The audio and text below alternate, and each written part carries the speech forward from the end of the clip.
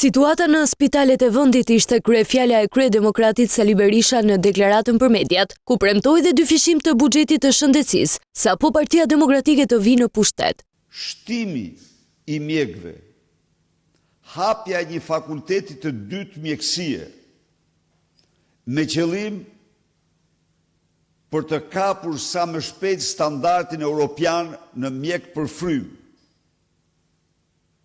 rekonstruksioni apo ndërtimi i spitaleve të reja do t'jenë objektiva imediate. Akuzave të Berishës nuk u shpëtoi as kreu i SPAK Altin Dumani.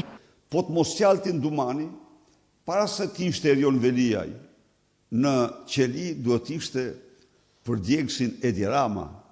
I pyetur dhe njëherë për strategun Krislia Civita, Berisha premtoi sërish publikimin e kontratës.